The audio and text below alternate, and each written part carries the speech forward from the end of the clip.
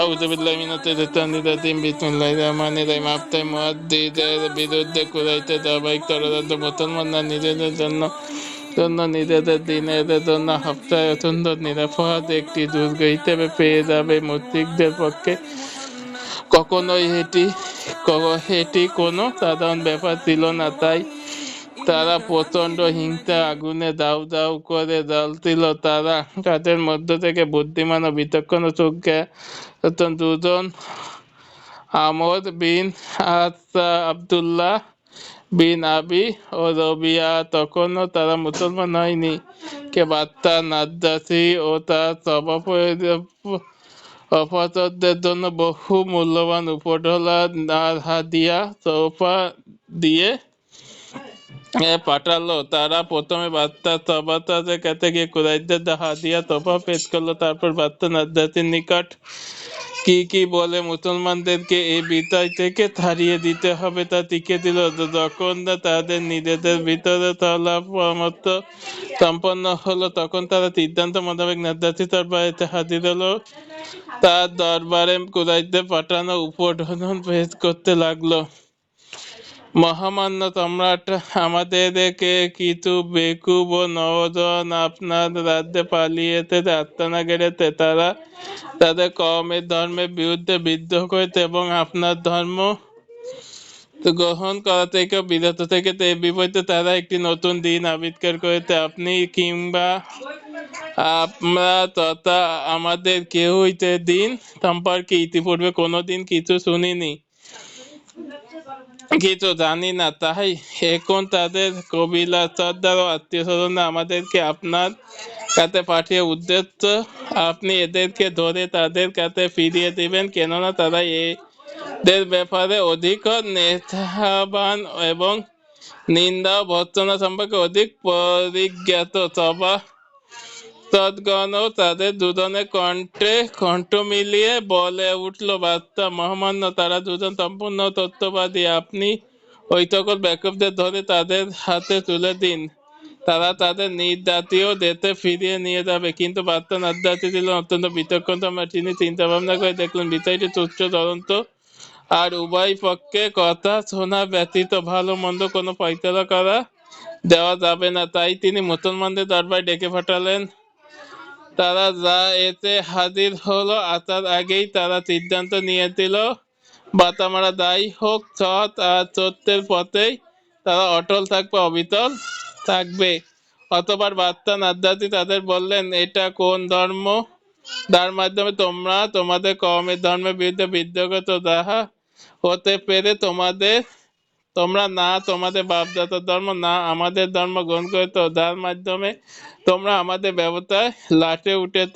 জাফর বিন তালিব সকলের পক্ষ থেকে সামনে এতে তাদের নতুন দিনের রূপকথা, জীবন সমাজ ব্যবস্থা তুলে ধরলেন। অতি সুন্দর ও কোমলতার সঙ্গে গুরুগম্ভীর কণ্ঠে নাজ্জাশীর কর্ণ কুহরে পতিত হতে লাগলো। নও মুসলিম জাফর বিন আবদাদি তালিবের বক্তব্য, মহামান্য সম্রাট, আমরা জাহেলির যুগে জাহেল মানুষ ছিলাম। আমরা মূর্তি পূজা করতাম আর মৃত জন্তু জানোয়ার ভক্ষণ করতাম। দুনিয়ার সকল অশ্লীল কাজ আমরা ছিলাম। গুরু ঠাকুর, আমরা আত্মীয় সম্পর্কে ছিন্ন করতাম, প্রতিবেশীর সঙ্গে খারাপ আচরণ করতাম, আমাদের শক্তিশালী ও দুর্বলকে চিবিয়ে খাচ্ছিল।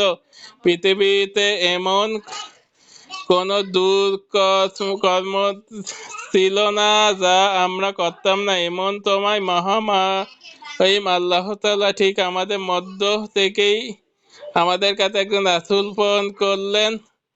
আমরা তার বংশ পরস্পর সম্পর্কে সম্পূর্ণ অবগত। তার সততা ও তার আমানতদারি, তার পবিত্রতা আর তার চরিত্রের পরিশুদ্ধতা সম্পর্কে আমরা পরিপূর্ণ জ্ঞাত। তিনি এতে আমাদেরকে আল্লাহর দিকে ডাকলেন, তিনি আমাদের তাওহীদের দীক্ষা দিলেন। তিনি আমাদেরকে বললেন যেন আমরা আল্লাহকে এক জানি, তাহার ইবাদত বন্দেগী করি। এতদিন আমরা আর আমাদের বাপ দাদারা তাকে ছেড়ে যে পাথরে পূজা করতাম, মূর্তি বন্দনা গাইতাম, তা যেন ছেড়ে দিই। তিনি আমাদেরকে আদেশ দিলেন যেন আমরা সর্বদা সত্য কথা বলি, মানুষের রাখা আমানত আদায় করে দিই, আত্মীয়তা সম্পর্ক বজায় রাখি এবং প্রতিবেশীদের সঙ্গে ভালো ব্যবহার করি, সব ধরনের রক্তপাত আর হারাম থেকে বেঁচে থাকি। তিনি আমাদেরকে আরো নির্দেশ করলেন যেন কোনোদিন আমরা অশ্লীলতা জড়িয়ে না পড়ি, যেন মিথ্যা কথা কোনোদিন না বলি, অন্যায় ও এতিমের মাল বঙ্কন না করি, সতী সাথী নারী উপর মিথ্যা অপবাদ ও কলঙ্ক কালিমা চাপিয়ে না দিই। আমাদের আরো বললেন যেন আমরা এক আল্লাহ ইবাদতকে তার সঙ্গে কোনো কিছু শরীক বা শরীক না করি।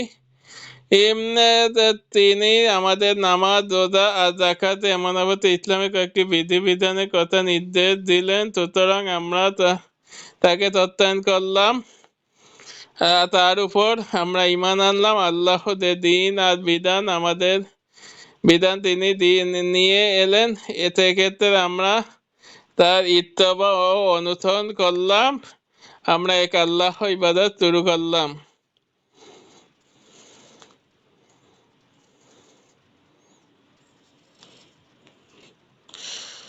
উল্লেখিত বক্তব্যের সবচেয়ে বড় দলিল হলো সিরাতের গ্রন্থবলী বিদ্যমান এ সকল ঘটনাবলী। একদিন আবু লাহাবের ছেলে উতাইবা রাসূল কারীম সাল্লাল্লাহু আলাইহি সাল্লামের নিকট এলো, পরে সে বলল, আমি এর সঙ্গে কুফরি করি। একথা বলে রাসূল কারীম সাল্লাল্লাহু আলাইহি সাল্লামের উপর চড়াও করা হলো। তার জামা মুবারক ছিঁড়ে ফেললো, তার চেহারা মুবারকে থুতু নিক্ষেপ করেছিল, কিন্তু থুতুকে রাসূল কারীম সাল্লাল্লাহু আলাইহি সাল্লামের তন্দ বদনে পতিত হয়নি।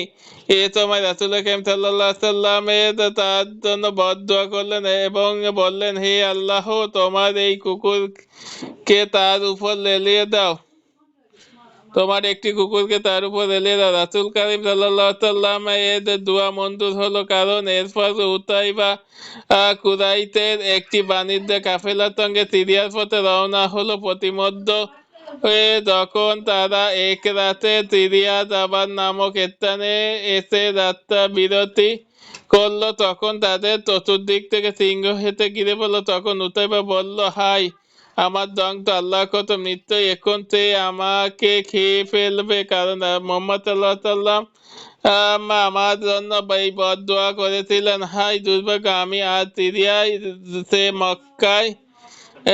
সেই মক্কায় বসে আছে, আমাকে মেরে ফেললো। এই কারণে সবাই তাকে সকলে মধ্যখানে রেখে ঘুমিয়ে পড়লো, কিন্তু রাতে সিংহ হেঁটে সকলকে টপকে মাঝখান থেকে তার মাথা চিবিয়ে খেয়ে গেল।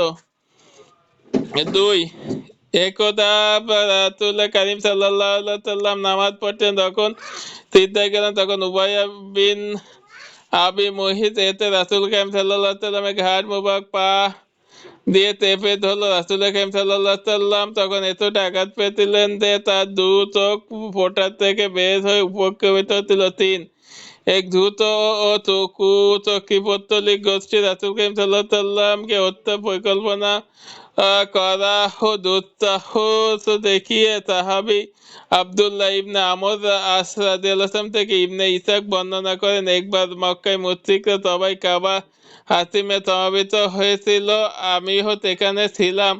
কথায় কথায় এক পর্যায়ে রাসূল কারীম সাল্লাল্লাহু আলাইহি সাল্লামের প্রসঙ্গ চলে এলো। তারা বলল, এ লোকটির ব্যাপারে আমরা যতটা সবর করতে দুনিয়া কারোর জন্য এতটা সবর করিনি। এক গুরুত্বপূর্ণ ও ভয়াবহ ব্যাপারে আমরা তাকে কিছুই বলিনি। তারা ইত্তকার আলোচনা লিপ্ত ছিল।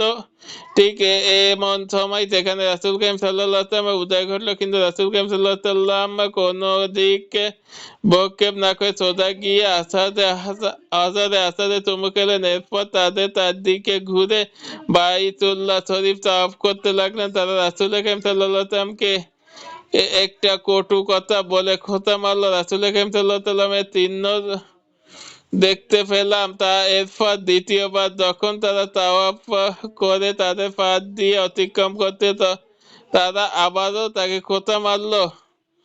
আমি রাসূল কারীম সাল্লাল্লাহু আলাইহি সাল্লামের চোখে মুখে এর আলামত খুঁজে পেলাম। এরপর তৃতীয়বার একই কাহিনী ঘটলো। তখন রাসূল কারীম সাল্লাল্লাহু আলাইহি সাল্লাম কে দাঁড়ালেন এবং তাদের লক্ষ্য করে বললেন, এ কুরাইশ, তোমরা কি আমার কথা শুনতে পারতো, ওই সত্তর কত দ্বার কুদরতি হাতে রয়েছে আমার জীবন, আমি তোমাদের নিকট সর্বনাশ হয়ে এসেছি। রাসূল কারীম সাল্লাল্লাহু আলাইহি ওয়াসাল্লাম এর এ কথা তাদের কর্ণ তুবনে পর্দা ভেদ করে কবরে অন্তর্পূর্ণ প্রবেশ করলো। গোটা তবায় নেমে এলো শুনশান নীরবতা, যেন সকলে মাথার উপর পাখি চেপে বসেছে।